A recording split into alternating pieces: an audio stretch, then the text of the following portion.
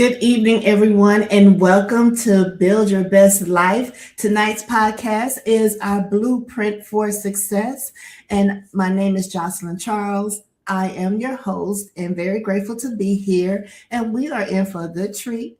We have Pastor Ricardo Miller in with us. Coach Ricardo Miller, you pick and choose which one you want to refer to, but nonetheless, someone who brings a lot of knowledge and his expertise and his experience in building businesses, building relationships, and supporting young men as well. He brings that to the platform. So thank you for being our guest tonight. How are you this evening? Man, I am doing wonderful. I'm doing wonderful. Thank you so much for having me as the guest at hand today. I made that adjustment on your deal just now. Okay. Yeah, and so I would click something else. we're having a time. We're having a time. But yeah, Adjustment. I won't touch anything else. And no, you're fine. But no, I'm having a great time. This has been an incredible journey. How about you? I have been blessed and highly favored. This journey, you speaking about an incredible journey. I've been through a lot in the past, really in the past year. There's been a lot going on, but God, He continues to show up and continually faithful in my life and just blessing me and my family, my loved ones, those around me. So I dare not complain. I'm just going to show up with a smile on my face and give life my best shot and just keep it moving and try not to let anything keep me down. Sometimes we'll get down, but there's no reason to stay down, right? Right. And the term testimony is built from having overcome something. And people are like, I'm a testimony. No, man, listen, you're afraid of a testimony. That's really what it is. But we keep getting up and we keep moving forward. And so it's a joy. Like this evening, the conversation at hand, man, I thought this is one for the record books because we, more specifically young men, very seldomly are taught how to argue. So when we talk about healthy arguments, I'm going to turn this to you because I'm telling you, this whole view of today's talk is going to be very beneficial for a lot of people. So let's do this. All right. Yes, we are not taught how to argue healthy. And for our viewers who are tuning in, I just want to first and foremost say thank you for those who are tuning in with us this evening. We greatly appreciate you. And I want to give a shout out to Mr. Dan Smith. Hello and good evening, sir. And Coach Deborah D. Smith is on with us tonight. We love and appreciate you and keeping you lifted up in prayer. It was good speaking with you the other week.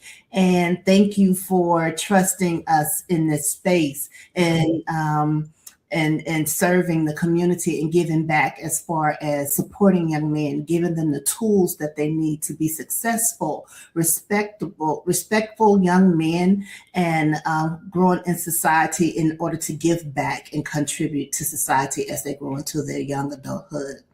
And so for our viewers, please make sure you give this live some thumbs up, a heart, and share with loved ones who have young men at home, who are raising young men, especially single mothers. They need all the support that they can get in raising young men. Our topic for tonight is very significant because no one is taught about healthy arguments, turning conflict into connection. So that's what we're covering this evening.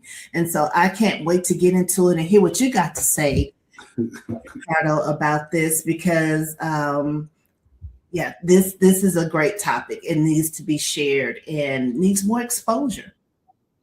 So tell the audience about your opinion in this area. Most people think arguments are bad, definitely, right? Yeah. Are healthy arguments actually necessary for healthy relationships? And what's the difference between a healthy and an unhealthy argument? Listen, let me tell you something. I would actually like to do a book on this subject. I think we could do a whole series on this talk. And I see Miss Linda is on there in the Bahamas. Listen, Miss Linda, we talking about healthy arguments. Somebody says, is there such a thing? Well, yes, there is. See, healthy arguments are necessary because growth happens through honest conversations. And so a lot of people on what's this? You ever heard the statement, you can't handle the truth, right? And so healthy argument focus on solving problems, not attacking the person. A lot of times when people are talking, they're taking it personal and they're not looking to the message that is supposed to help on either side. Okay. Unhealthy arguments are about winning, blaming, and hurting the other person.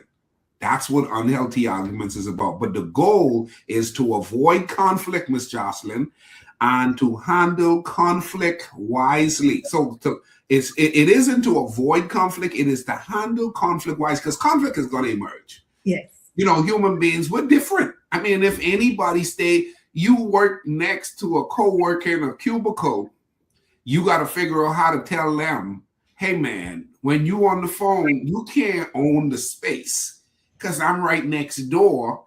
And, you know, I'm just a wall away and I'm trying to do business as well. And so a lot of times we have not learned how to address conflict with a healthy perspective. And so I promise you, persons who are wanting to extract you got that smirk on your face like, man, you better keep bringing this because it's good on so many levels. Because there are a lot of people who they've never even been taught how to communicate with people who don't agree with them. Very true. Like literally, everyone don't have to agree with you. You know what I'm saying? As a matter of fact, you could be right and I could be right. Yes. And neither of us could be agreeing and still right. It's your worst restaurant. It's my favorite restaurant. And we don't have to argue. We can coexist with the understanding you want to eat there. I don't ever want to go back there. Mm-hmm. Mm-hmm. And we can still be friends. But it gets to an ugly state when I'm trying to make you feel some kind of way about what you have chosen to accept as I like that restaurant. And so anyhow, healthy arguments are necessary because growth happens through honest conversation. So I was talking to a person on a few weeks ago, and I said the healthiest of relationships is built around difficult conversations. Yes. In other words, you could tell me anything. I can tell you anything. You understand what I'm saying? Absolutely. But there are tons of relationships where husband tells wives, I can't tell her. Wives tell husbands, I can't tell you. Children tell parents, I can't tell you. You see what I'm saying? Yes. And vice versa. And so when we talk about mothers with sons, hey, man, there's some difficult conversations that need to be had. And it's not a bad thing. Or sons talking to moms and talking to siblings and talking to and so forth. So I just think healthy arguments focus on solving problems, not attacking the person. If we can get to that point where you realize I'm talking to you about a problem, I'm not talking about you. Yes. There's a difference. Yes. And a lot of people can't tell the difference. So Jason Baston, he's in Canada. And, them Canadians, it's something about them when it comes to conversations. I think, Americans will teach Canadians how to have good, healthy conversations. And let me stop it, right? That's my brother from another mother. You said a lot in your response to that question, but what about there's so many elements in having the healthy conversations in terms of not agreeing to something, because you have one person who is receiving the information based on their experience, based on how they were raised, based on the lenses that they look through in life. Yep. And then you have the other individual, same difference. And so how do you find that middle ground when you know, there are just so many elements involved into having that healthy conversation. And let's keep it real. Some individuals just cannot um, they're not there yet. And it could be that same way for a growing young man who may have had a set of experiences leading into high school years. So now he is off to college and not knowing how to cope and how to deal with difficult conversations or disagreements. Yeah, I think everybody needs to, number one, learn. Everyone needs to learn. Can we agree to disagree? And it doesn't ruin the relationship. Yeah. And that we don't go rogue. Like you could be talking, holding your point, and totally opposite to the point that I'm trying to share. And if you don't want to move from there, let's take a break, because that's one of the points I have later down, where sometimes you just need to be, okay, this is not a good conversation for us to talk about right now, because neither of us are going anywhere. Yeah. Hey, let's go get something to eat. We can come back to it. We can come, and that is required sometimes. Mm-hmm. And so can we learn to agree to disagree and still respect each other? That's good. Still respect each other. That's a maturity position. But there are some people, you post on that, this is my favorite restaurant. Oh my God, I can't believe that's your favorite. You can't even be friends no more. What? Yes. How did my preference of where I eat has become, see, you coming straight at me, not the thing that I do just for me, but has nothing to do with you. Nothing. Has nothing to do with you, but you are now labeling me, attacking me. So let's keep this thing going, because I got some good stuff to share. Yes. So why do so many young men either avoid conflict completely or become overly aggressive when disagreements arise? What role does emotional maturity play that you were just talking about? Ooh, emotional maturity. Listen, it took me a while, because let me tell you something. I'm from Soldier Road, okay? Okay. And what I've learned is many young men were never taught to handle emotions in a healthy way. Yeah. In a healthy way. Listen, I grew up in an area where Jason, who's watching right now, grew up as well. And I'll say, oh, if you see me start to cry, you better run. Well, that tells you that I just didn't learn how to manage my emotion, because I'm going to a very high place in a tension-driven internal position that now the way I choose to respond after this is going to be unreasonable. That's a lack of teaching.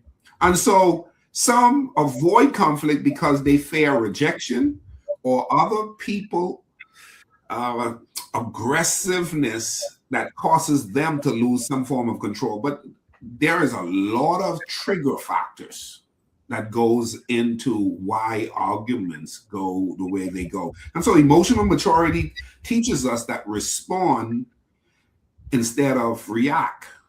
And a lot of people are reacting. You see how she talked to me? Oh my goodness, right? No, did you see what she said? Mm-hmm. No, I don't like how she said. Oh, so where are you going now? What are we trying to do? We're trying to get truth, or we're trying to interpret more into something than actually what needs to be extracted from this. See, strength is shown through self-control, not intimidation. And so don't talk to me that kind of way. First and foremost, how am I talking to you? Oh, see there, you're still talking down to me. Okay. I'm talking down to you. Yeah, and now you're looking at me like I'm stupid. Yeah. What do you mean I'm looking at you? Now you think I'm stupid?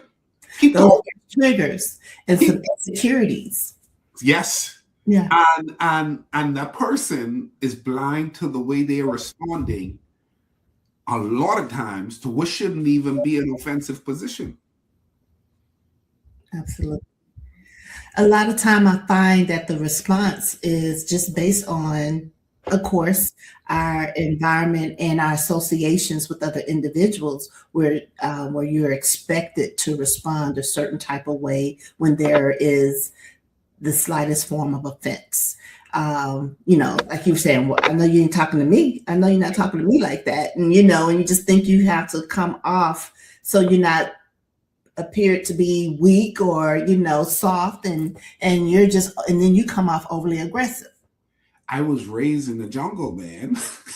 Okay. I was raised where I didn't know for a long time.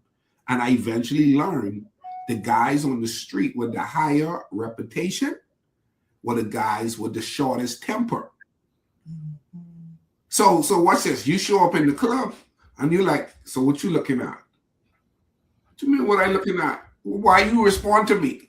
What do you mean? I told the fella what you looking at. He responded to me now. I'm like, so you got a problem with me?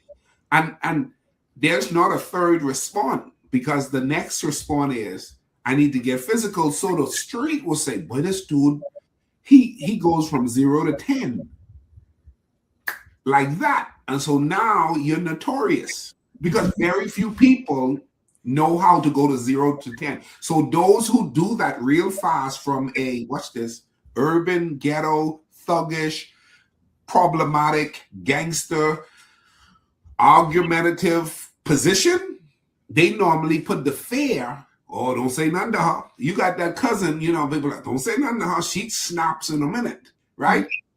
You got that fella, don't say nothing because sometimes we feed that particular position because it's a appreciated position in certain areas. Fellas them praised you when you were short-tempered and was quick to fight because that's the cultural environment where you're in the streets and they're wanting you to have this super angry energy, but it's criminal and it often leaves you dead or in prison because it's not humane, it's not civilized, it's not healthy. And so when we start talking to young men about, listen, you got to learn how to manage your emotions. And let me tell you, I was telling the church on Sunday, I said on a scale of 1 to 10, there are 10 different things you have to develop along the way. I got about 7 things really figured out really well in Christ in 25 to 28 years. But 3 of them were dormant, quiet, and you didn't see them because I could walk away. But I didn't realize I still have at the very core in that last 3, a trigger factor that can cause me go from 0 to 10, which reminds me, well, you still got some deliverance. Yes. And we all do. I mean, we try to keep it in check, but you're not by yourself. you need God help, brother. You need God help. And then people be like, oh my God, how did Pastor Ricardo go? How did he do that? Listen, you dealing with something else that you figured out. And then you have something else you haven't figured out. Could be his temper. So I tell people, for me, watch this. You're going to like this statement. Avoidance isn't deliverance. Avoidance is not deliverance. Avoidance is protection, but it's not deliverance. And so watch this. For 28 to 30 years, I've avoided spaces that triggers me. Good.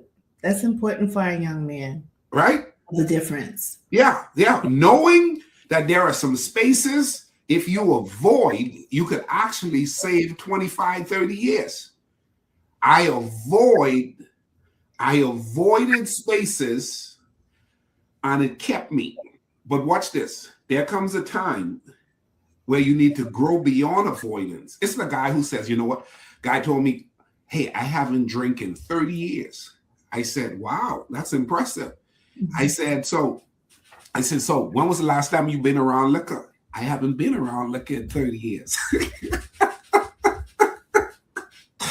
So in other words, he doesn't have much to brag about. I mean, it's still a you see what I'm saying? Because the truth be told, yeah. He can go to I don't go to parties where they got drunk. I don't go to bars. He cut off everything. That's avoidance, which is good. Hats off to you, bro. Mm-hmm. But if he go to his daughter's wedding, you understand what I'm saying? He comes to the family picnic and there's a bar. Mm-hmm. I wouldn't go. See, that's avoidance, which is good. But there's a development stage where you need to be able to get to where you could simply just say no. Yes. Yes. You know what I'm saying? He should be able to turn it down. And I'm telling you, I've been asking myself about that sometimes because I've had a couple moments of late, and I was like, "Whoa!" I went straight to 0 to 8. I felt like Soldier Road. I'm like, "Oh!"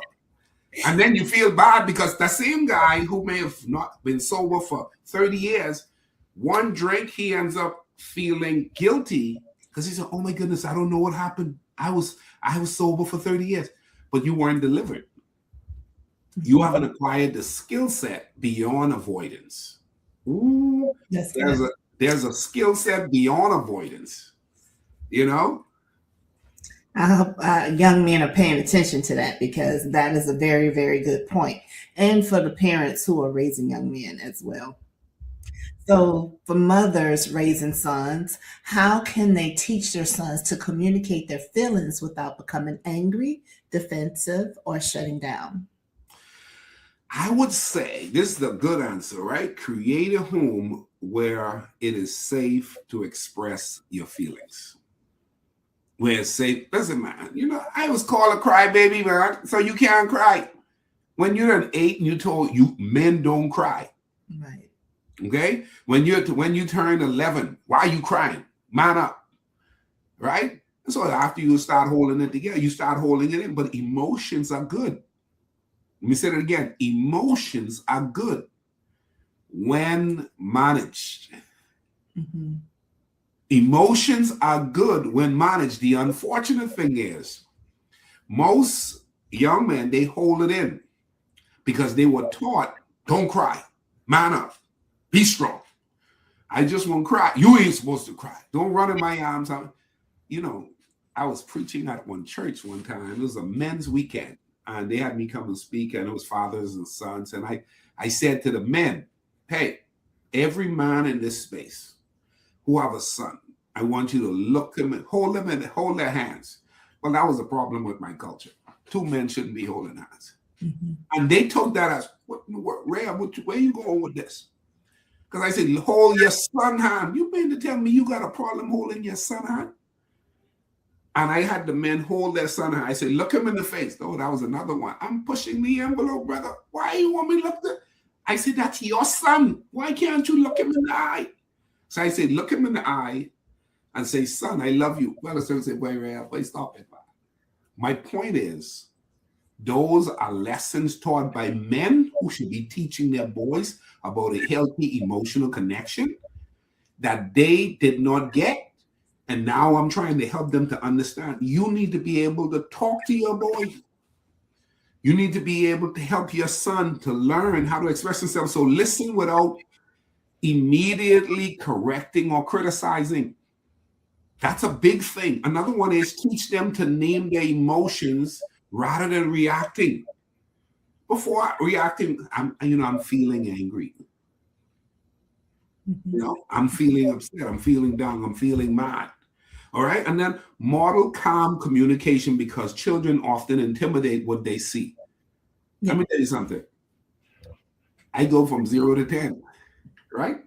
So now I'm having to realize when I manage it, I could say, RJ, you see that? I really could have gone to 10 just now. But you see how I put that down to 3? That's called a skill. But so model calm communication.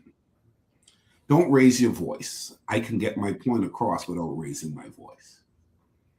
That's good. What I think is important nugget to really circle back on when you spoke on managing emotions.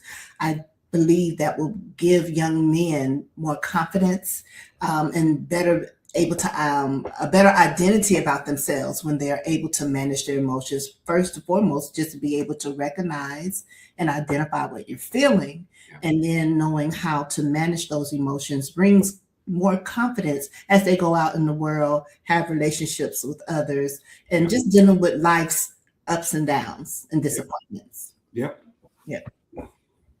What are some common mistakes people make during arguments that actually make the problem worse instead of bringing resolution? Well, the first one that really pops out is interrupting instead of listening. interrupting instead of listening. That one right there will get you every time. And then bringing up old issues that have already been settled. We settled it, but now you will bring it back. You know, hey, Karen and I, when we have our moments, I said, well, that was me last Monday. I tell my wife, I said, listen, that was me last year, and I didn't mean no more. So I'm sorry. I change every day. I for the good. Hey, every week, God is doing the work in me. Yes. You know, and so attacking character instead of addressing the issue.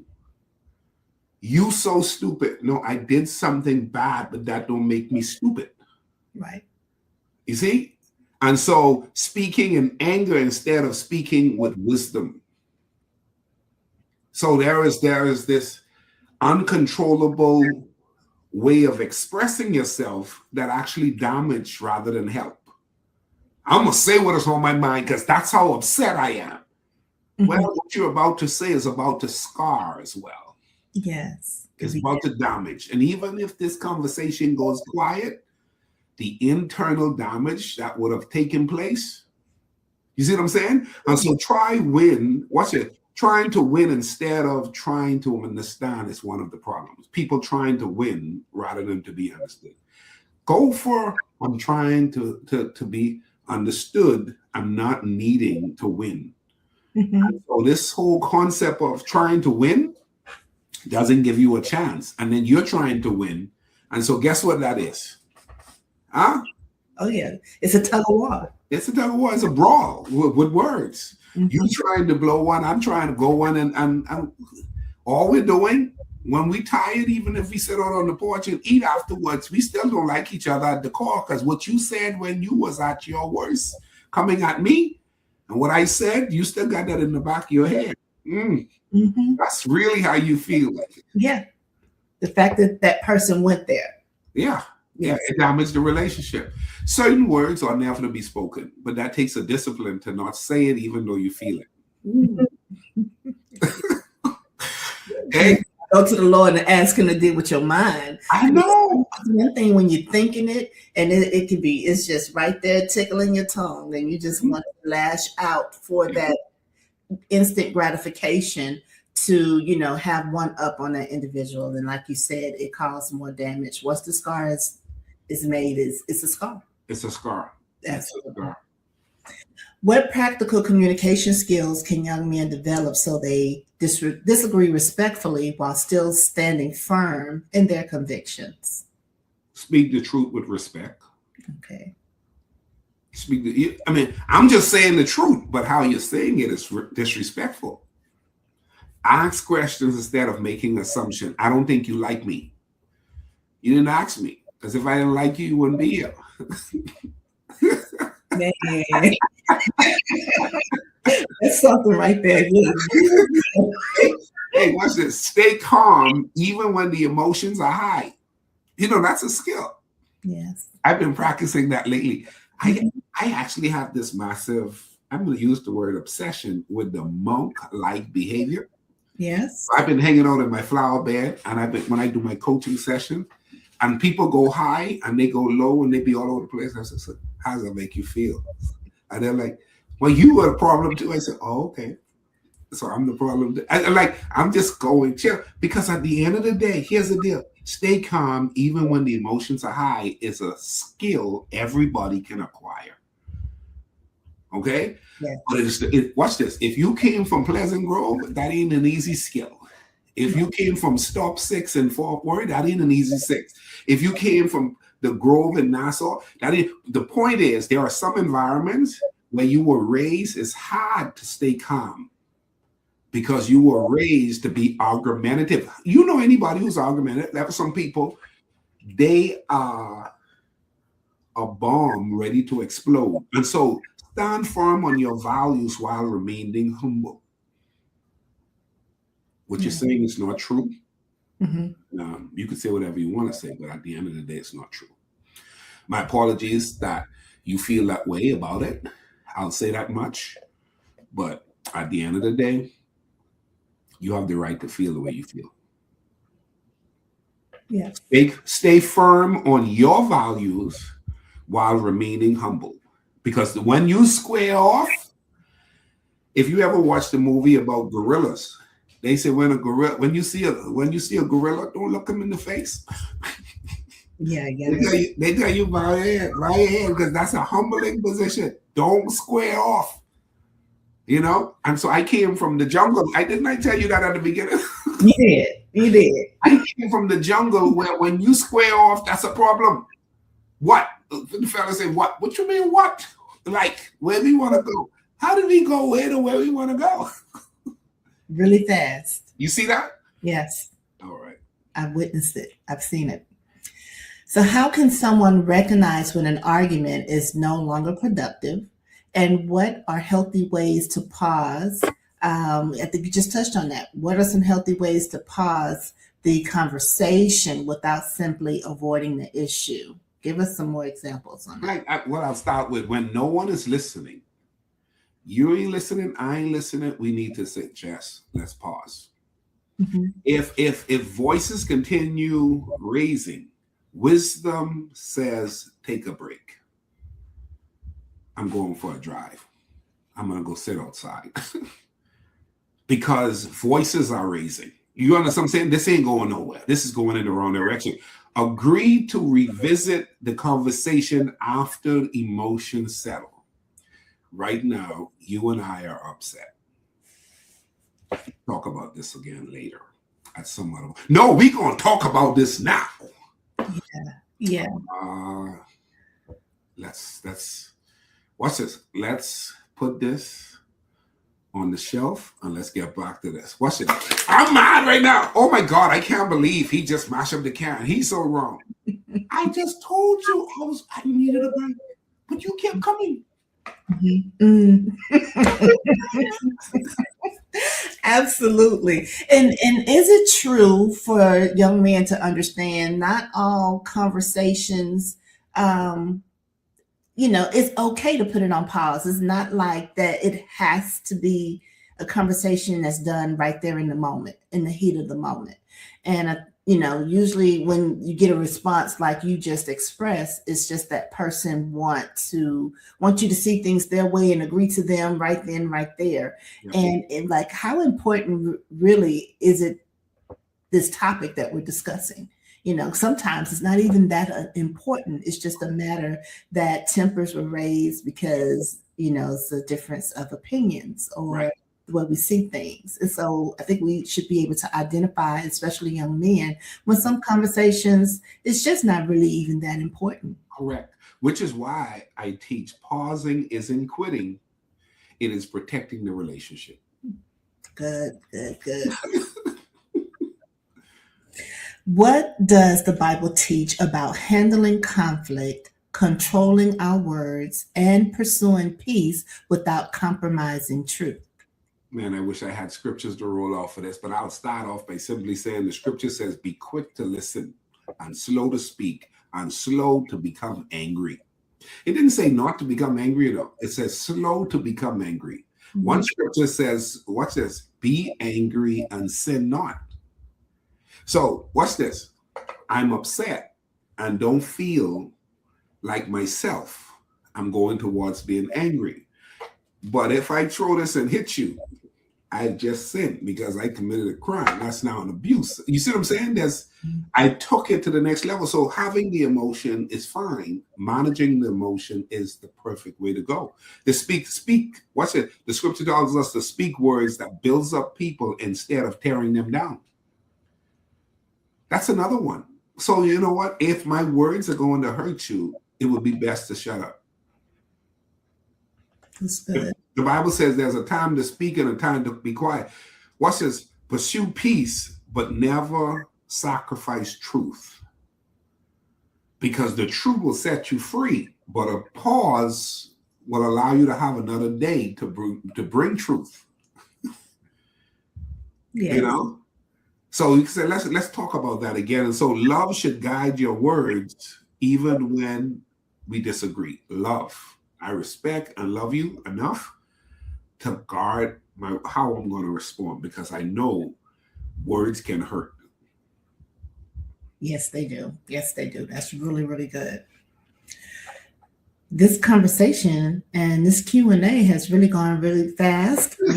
Down to, I mean, this is so good. Yeah, Stating, this can go on and on with these lines of with this type of questions on this topic of healthy arguments turning conflict into connection, because um, we can all go there at times, and yeah, we all yeah, can do some deliverance in this area. yeah, yeah. Yes, and so if you could leave every young man and every mother with one principle that would completely transform the way they handle our disagreements, what would that principle be? I would say, oh, that's a good question. I would say you are not fighting against each other. You are fighting for the relationship. That's good. Just remember that you're not fighting against each other. You're fighting for the relationship. If you can get that, oh man, I mean, that belongs on the wall somewhere. I mean, you got to put a sticky note, post I that, know. because it's so easy to forget that.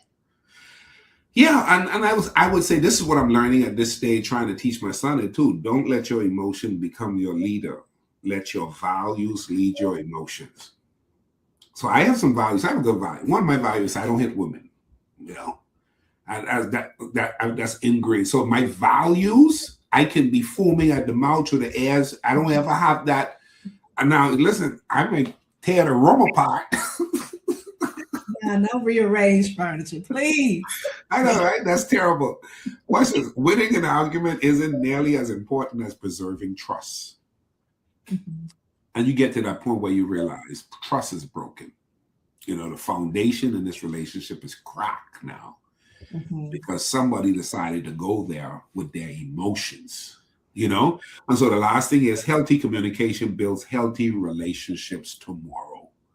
Healthy communication builds healthy relationships tomorrow, meaning I'm able to trust the fact that you and I can go there. So I'll be there with you again in the future. But if I don't think we can go there today, chances are I won't trust you tomorrow or any other day, because that's where our argument tears apart relationships. And so back to that first point that I shared, you are not fighting each other, you are fighting for the relationship. So good. That is so good. Thank you so much for everything that you shared with us this evening. This topic is just awesome.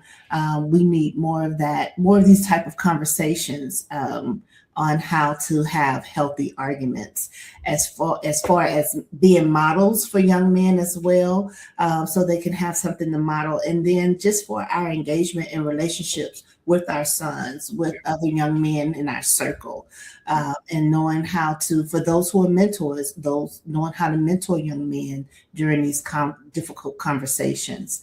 And so I appreciate everything that you brought to the platform this evening. Do you have some closing thoughts that you want to share with our viewers, young men who are tuning in? Give us some more nuggets before you sign off. Oh my God. Well, I'm just going to say, listen to this repeatedly. Okay. Yeah. And really extract what you need. And there are some moms listening, some grandparents listening. Let your kids know what you just heard that you now totally agree with, and you can best express in a very clear way, because principles are laws that govern humanity. Everybody's going to be tested. But the question is, did you study the test? Yeah. And a lot of times we're not going there before we get there, only to have gotten there and wasn't prepared to be there, only to be like, I wish someone had told me, you know what I'm saying? Not to talk. I wish someone had told me not to lose my emotion. You know what I'm saying? Let my anger get the best of me. And so go there. Hypothetically speaking, those should be conversations that are being held. Even like case in point, we had the criminal case of the murder situation of late with the young man stabbing the other young man. Yeah. And somebody confront you, what do you do? How do you do? What I was talking to my son, and I said, listen, man, I'm at the stage. I live in the United States of America. You confront me, it's called 911. Yeah. Now I know how to hold my own, but I ain't gotta go urban on you and go street on you. I know how to hold my own, but I also know there's a healthy, correct way to respond to this situation, and it's called 911. Hello, I'm Yes. Ricardo. Okay, and I feel unsafe right now. Mhm. Something's about to go down. I think you all need to send some assistance. We are right here. And somebody said, "Oh my God, you weak. Look how the fella just called you out. Hey man, I'm leaving. If I can leave, leave. You know what I'm saying? It's better than getting to the place of no point of return as the outcome of that situation you just referenced. So for all young men, that's an important, that's a good reference right there. Yeah, Just the way that response was just brought so much heartache and destroyed lives. correct. Yeah, and that's what arguments can do. They can get out of hand Absolutely. really fast. Man, I enjoyed this. I did. I enjoyed this as well. Our viewers were very supportive and just gave us a lot of encouragement in the chat. We greatly appreciate each and every one of you who has tuned in. Mr. Melvin Lee, good evening, and thank you for tuning in. Miss Nikki Jackson, hello, lady. It's good to see you. Thank you all for plugging in this evening and participating in the chat. It gives us all the encouragement that we need. Make sure you return on Thursday at 5:30 Central Time, 6:30 Eastern Standard Time for another podcast. Great topics and awesome guests as well. Coach Ricardo, thank you again for tuning in. We greatly appreciate you. So we are signing off tonight here at Blueprint for Success. We love and appreciate you, and thank you for tuning in. Thank you.